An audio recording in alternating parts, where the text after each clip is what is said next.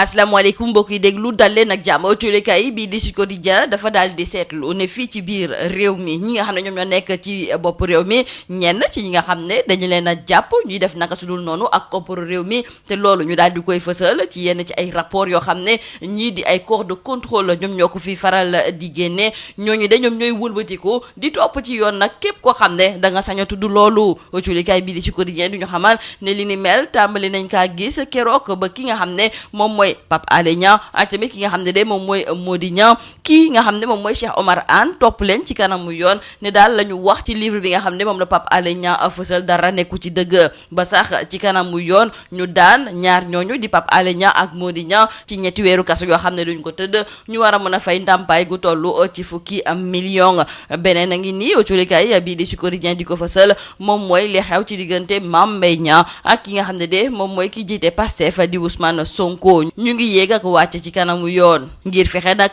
ba suñu justice tëddee njaaxaanaay loolu moom moo tax ba professeur Aziz Salmon Faye te mu nekk jàngalekat ci université du Québec ca Montréal daal di gis ne faw ñi nga xam ne ñoom ñooy magistrat yi ñoom ci seen bopp ñu daal di jouer rôle bi nga xam ne moom la ñuy xaar ci ñoom te it war a wane ne justice bi dafa indépendante moom moomu di Aziz Salmon Faye nekk tamit coordonnateur bu campagne internationale justice pour Thomas Sankara moom moo nekkoon ganub émission bi di objection fii ci biir rajo Sud FM mu gis sax ne nag ki nga xam ne moom moo nekk njiitu réew warul nekk tamit ki jiite magistrature bi ndaxte loolu day tax rek ba suñu magistrat yi mën a def seen liggéey ci seen xel bu dal te duñu am benn pression boo xam ne daal dafay jóge ci kaw moom moomu di Aziz Salmon Faye autolikaay bii di Sud Quotidien mi ngi ñuy xamalit ne daal di ne yeeyaa bi jëmale ko ci ñetteeli candidature bi ñuy jiiñ ki nga xam ne nag moom mooy ki nekk ci bopp réew mi moom mu gëm ne Macky mandat gi mu nekk nii moom mooy mandat gu mujj moom mooy mandat bu mujj wante kàddu yooyu dafa mel ni ne kii di Amadou Ba àndu ci tey àndu ci ëllëg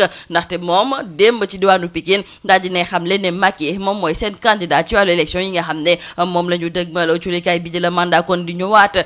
ci mobilisation bu mag bi nga xam ne démb ñii di waa Benno Bokk Yaakaar ñoo ngi ko doon amal ci diwaanu Pikine culikaay bi di l'info ne démb ki nga xam ne de kon moom mooy Amadou Ba moom moo daal di fayu ci ni mu waree nag ci gatsa bi nga xam ne moom la kii di Ousmane Sonko daal di woote direct news ci xalima dawul coow ne joriñ gu njëkk gii di Amadou Ba démb kon daal di nay wone ne moom soldaaru Macky Sall la te lépp loo xam ne nag njiitu réew mi bëgg na ko moom dina ci taxaw temm critique nañu joriñ gu njëkk gii di Amadou Ba démb moom daal di nay simmi yére chef gouvernement daal di sol yére chef de guerre ndaxte démb moom daal di nay woo képp koo xam ne farandow Macky Sall nga ngir nga daal di taxaw temm wane seen bopp wan ñi nga xam ne ñoom ñoo nekk ci l'opposition bi ne ñoom waa Benno Bokk Yaakaar ñoom ñoo fi teg tànk autolikaay bi di la semaine di ñëwaat ci mobilisation bu mag bi nga xam ne démb kon mouvance présidentielle moo ngi ko doon amal ci diwaanu Pikine ak kaddu yi nga xam ne tamit moom la fa Amadou Ba daal di fësal ndaxte daal di nay wax ñi nga xam ne ñoom ñooy militants yi ne mbir yi moom dóor fayu la rek rax ci dolli fii ci biir Sénégal du ñu nangu nag ñuy tiital kenn réew mi moom kenn mënu kaa yëngal autolikaay bi di Vox Populi daal di gis kon démb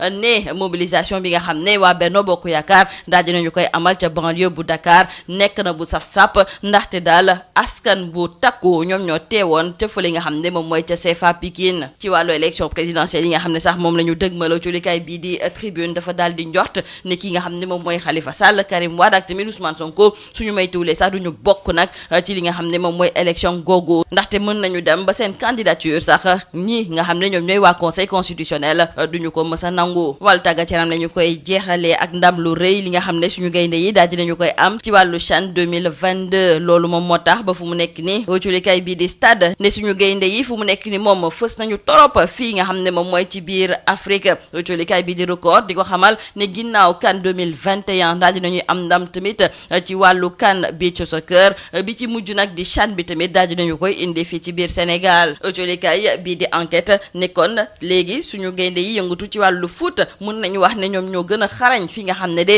moom mooy ci biir Afrique culikaay bi di Le Soleil di ko ci feelu di ko xamal ne loolu yëpp nag la ko waral moom mooy politique bu baax bi nga xam ne nag nguur gi daf ko fee taxawal ndaxte moom daal dinay gëm ñi nga xam ne ñoom ñooy suñu gaynde yi yëngatu ci wàllu football jox leen bépp jumtukaay yi nga xam ne dañu kaa soxla te it ba ñu demee nag ba indil ñu ndam fii tamit njiitu réew mi daf leen di faral di delloo njukkal li ni mel sax moom moo am ak ñi nga xam ne kon ñoom ñooy ñi gagné CHAN 2022 ndaxte njiitu réew mi daal dina leen won ne ku def lu rëy am lu rëy loolu moom moo tax ba njiitu réew mi jox joueur bu nekk fukki million ci suñu koppar ak tamit benn terrain bu 800 mètres carrés fii ci biir Dakar lii moo nekkoon mbokku déglukat yi li gën a fës ci biir colikaay yi ñu leen di ñaanal njeexte lu bës ak jàmm.